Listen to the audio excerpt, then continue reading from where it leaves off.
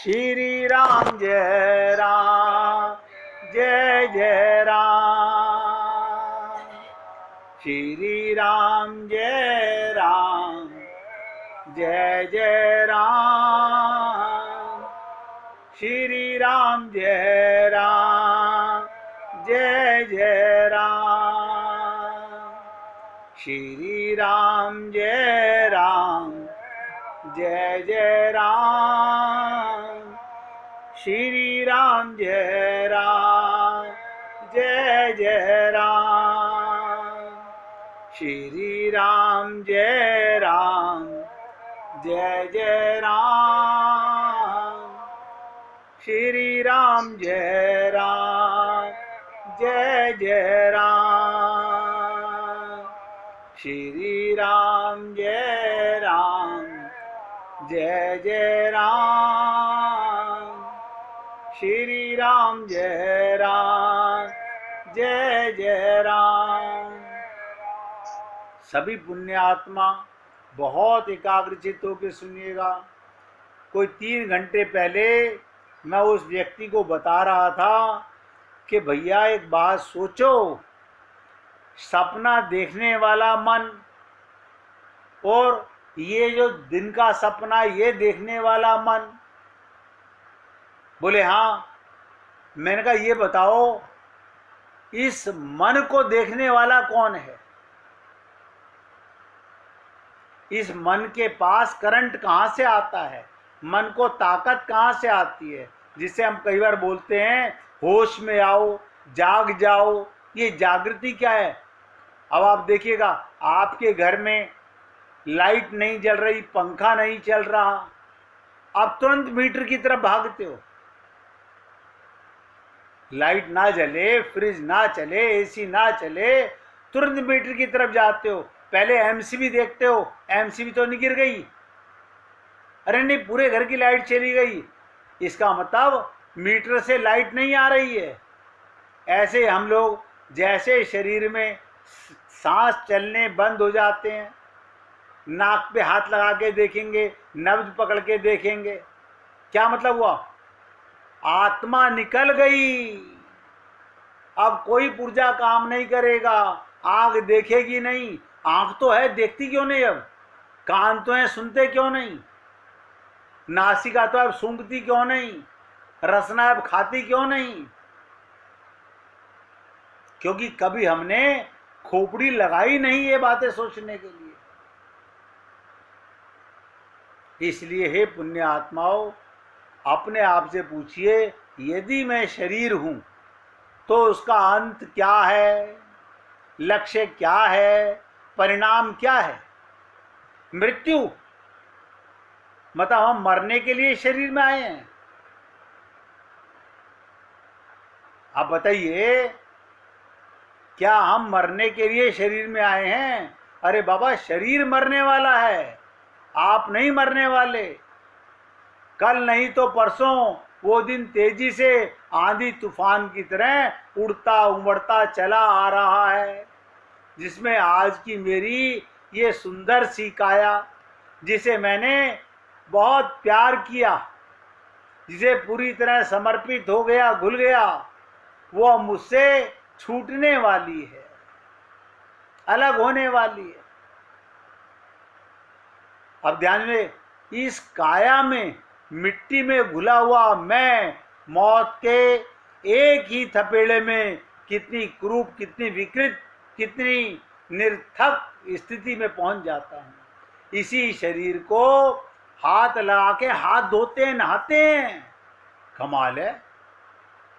अभी तो पिताजी बेड पे लेटे हुए थे, अभी उन्हीं के शरीर को हाथ लगा के हाथ धो रहे हो।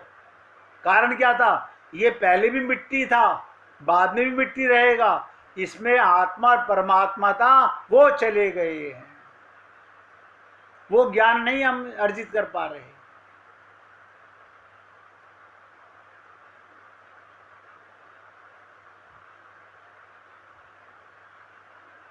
सोचिएगा, जब ये शरीर घृणित हो जाएगा, उसे मेरे परिवार के लोग तक उस समय और उसी घर में रहने देने के लिए सहमत नहीं होंगे। नहीं नहीं नहीं नहीं नहीं नहीं। जिसे मैंने इतने अरमानों के साथ कितने कष्ट सहकर बनाया था, क्या यही मेरे रिश्तेदार, यही मेरे सगे हैं जिन्हें लाड़ चाव से पाला था? अब ये मेरी इस काया को घर में से हटा देने के लिए, अस्तित्व मिटा देने के लिए, इसका मतलब कल वाला ही तो मैं हूं। फिर ये मरा कौन, बचा कौन? इसलिए हे पुण्य आत्माओं, आप और हम लोग बहुत निशा रात्रि में सोए हुए हैं, अंधकार में सोए पड़े हैं, जागना नहीं चाहते। मैं बार बार आपसे निवेदन करता हूं, जब तक आत्मा का ज्ञान, आत्म जागृति नहीं होगी तो भगवान मिलेंगे किसको? ये जड़ शरीर को भगवान नहीं मिल सकते, इसमें मिल सकते हैं, लेकिन किसको मिलते हैं? आत्मा को परमात्मा मिलता है। ये कभी हमारे बुद्धि में बात आती नहीं।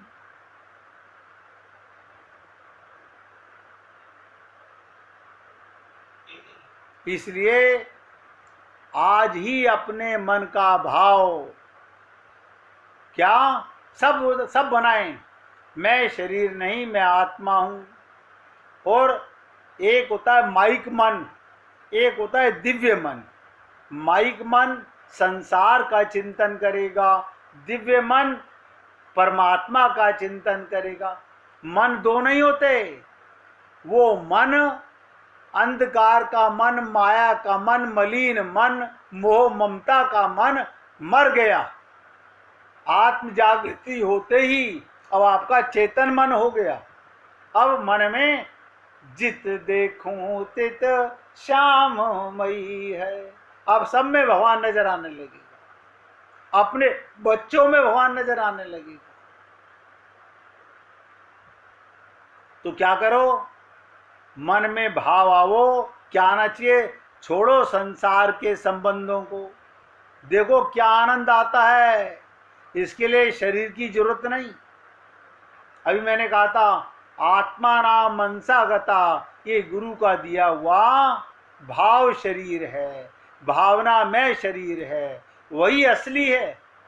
माता पिता का दिया हुआ जो शरीर है वो भौतिक शरीर है, मिट्टी का शरीर है, वो रज वीर्य से बना हुआ है। बस मन में ध्यान करो, हम तो भगवान की प्रेमिका सुकुमारी किशोरी हैं और श्याम सुंदर से हमारा संबंध है। बस जिस दिन आपने अपनी आत्मा का संबंध परमात्मा से कर लिया, उसी दिन आपकी सोच बदल जाएगी। कहते हैं ना, बुरा जो देखन में चला, बुरा न मिलियो कोई, जब मन खोजो आपनो, तो मुझसे बुरा न कोई। हम जब किसी की ओर एक उंगली उठाते हैं तो 3 उंगलियां हमारी तरफ आती हैं कि उसमें एक बुराई है, तुम्हारे अंदर 3-3 बुराई हैं। तुमने उसमें आत्मा को नहीं देखा, ये तुम्हारी बुराई। तुमने अपने भले को देखा, ये तुम्हारी बुराई। तुमने उसमें परमात्मा को नहीं देखा, ये तुम्हारी बुराई। लेकिन क्या करें, आदी हैं हम लोग, तुरंत भूल जाते हैं। बताओ ऐसे सत्संग सुनने का क्या लाभ? जिस दिन आपका भगवान के साथ आपको आत्मज्ञान हुआ और भगवान के साथ संबंध बन गया, सब नोट करो, संसार के सारे दुख कट जाएंगे। क्या मतलब? आप आत्मा हो। आत्मा का मतलब समझते हो क्या है? सूर्य सम, प्रकाश स्वरूप, चेतन स्वरूप। आप मरने वाले नहीं हो। राम मरे तो मैं मरूं, वरना मरे बलाए। ये शरीर मरेगा, आत्मा किसी की नहीं मरती। आत्मा किसी की नहीं मरती। अब इस शरीर में ये शरीर क्यों मिला, इसे देव दुर्लभ शरीर क्यों कहा गया, सर्वश्रेष्ठ शरीर क्यों कहा गया? क्योंकि इस देह में आत्मज्ञान होता है, भगवान का प्रेम होता है। हमें शरीर तो मिला, लेकिन हमारा तो प्रेम धन दौलत में, मकान में, दुकान में, कूड़ा करकट में ही लगा रहा। जागे नहीं, खूब सत्संग सुना। इसलिए अपने को परमात्मा की किशोरी सुकुमारी आत्मा मानो, और भगवान के साथ जिसने अपना संबंध बना लिया, संसार के सारे दुख कट जाएंगे। लिख लो, सारे दुख समाप्त हो जाएंगे, सारी आपत्ति, सारी विपत्ति कट जाएगी। फिर धर्म का पालन किसके साथ करना? धर्म का पालन भगवान के साथ करना। सच्चा पति, अब बताइएगा, अब सच्चा पति कौन है?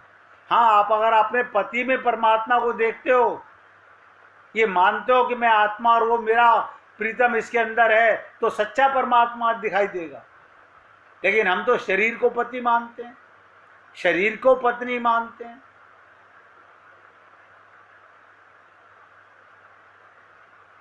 असली धर्म, धर्म माने होता है धारण करना।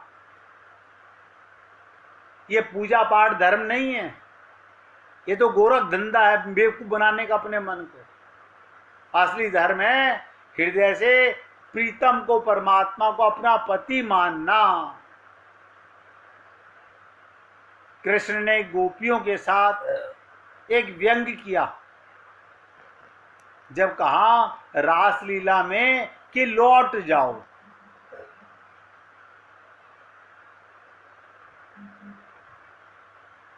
भगवान ने व्यंग किया, आखिरी परीक्षा ली। क्या? ये देखूं तो सही, कहीं पति से भी प्यार करती हो, मेरे मंदिर में पूजा भी करने आ गई हो, कहीं बेटे से भी प्यार करती हो, कहीं पोते से भी प्यार करती हो, कहीं नोटों के बंडल से भी प्यार करती हो, कहीं अभी अभी अंगूठी और चैन में मन अटका पड़ा हुआ हो। तो भगवान ने क्या कहा? बहुत ध्यान से सुनिएगा, अभी तुम्हारे भाग्य में पतियों की सेवा बदी है, जाओ जाओ पतियों की सेवा करो। तो पतियों की सेवा माने कौन पति? आप बताइएगा। भगवान ने कहा जाओ पतियों की सेवा करो। कौन पति? जो एक जन्म में एक, दूसरे जन्म में दूसरा, तीसरे जन्म में तीसरा, अभी हजारों जन्म हमारे हो चुके और हजारों से ब्याह होगा। धन्य हो तुम्हारी गोपियों ने हाथ जोड़ दिए कि करोड़ों कल्प में करोड़ों पतियां बना चुकी हम, किसकी सेवा में जाएं? अगर ईश्वर से ब्याह कर लिया तो सच्चा सतित्व, ध्यान से सुनो, सतित्व आ जाएगा, असली पत्नी बन जाओगे। ईश्वर से ब्याह कर लो तो जन्म जन्म वही पति होगा। आत्मा का पति परमात्मा ही होता है।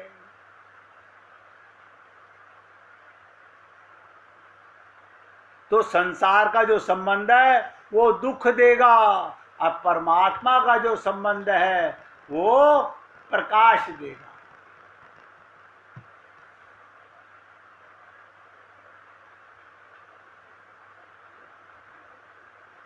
बोले भगवान, अच्छा संसार का संबंध कट गया तो, धर्म छूट गया तो? अरे बाबा, धर्म ईश्वर से मिलाने के लिए है, स्वर्ग जाने के लिए कोई धर्म नहीं है, नरक जाने के लिए कोई धर्म नहीं है।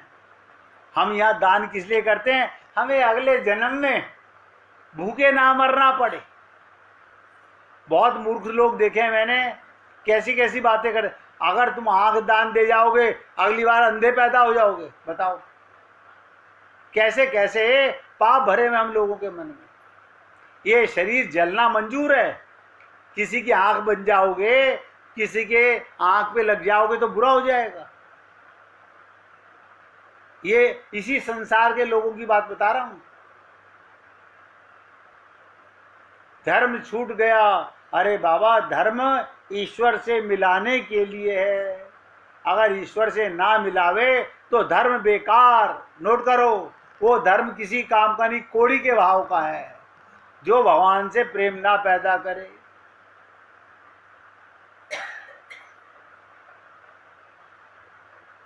इसलिए वो धर्म नहीं, कोरी किफायत है, श्रम है, मेहनत है।